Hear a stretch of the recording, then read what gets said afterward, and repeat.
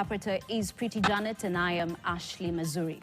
Now, Deputy Inspector General of Police LAGAT has finally bowed to pressure and stepped aside to pave way for an independent inquiry into the death of blogger Ojwang, a young man who took to social media and never made it out of a police cell alive. In a statement laden with gravity, LAGAT said he was temporarily exiting his post to preserve the sanctity of the investigation, a move many view as long overdue. As Chris Thyro reports, the decision comes after a week of relentless pressure from civil society, political voices, and ordinary Kenyans, all united by a single demand: truth and accountability for a life lost in the shadows of state power. After a week of unrelenting pressure from the civil society groups, the Law Society of Kenya (LSK) and the Generation Z activist, Deputy Inspector General of Police LAGAT stepped aside to allow investigations into the death of teacher Albert Ojwang to proceed unhindered.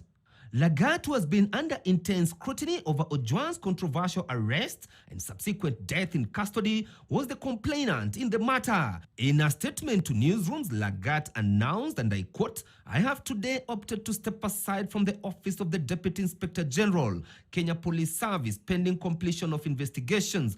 The functions of the office will henceforth be performed by my deputy until the investigations are concluded," end quote. He further pledged full cooperation with the investigating authorities and extended his condolences to Ojwang's family, saying, and I quote, "I undertake to provide any support that may be required of me during the investigations of the unfortunate incident." The statement added, Ojwang's death has ignited national outrage, with growing calls for accountability from the top police officials. Equally call upon the Deputy Inspector General of the Kenya Police Service, Mr. LAGAT, to publicly and unconditionally recuse himself from taking part or influencing the investigations in any way, save for as may be required of him as a potential witness. Ojwang was allegedly arrested after publishing explosive allegations linking LAGAT to corruption, particularly in the deployment of officers within the Directorate of Criminal Investigations (DCI) and Traffic Department positions allegedly tied to revenue and intelligence control.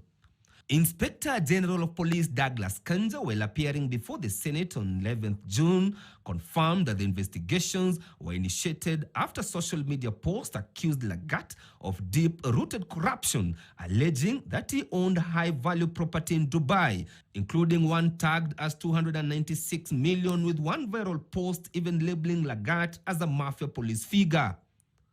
Public anger reached boiling point last week, with street protests demanding LAGAT's resignation. The situation escalated further after former Chief Justice David Maraga called for LAGAT's immediate arrest and prosecution, citing prima facie evidence linking him to Ojwang's arrest, torture and death.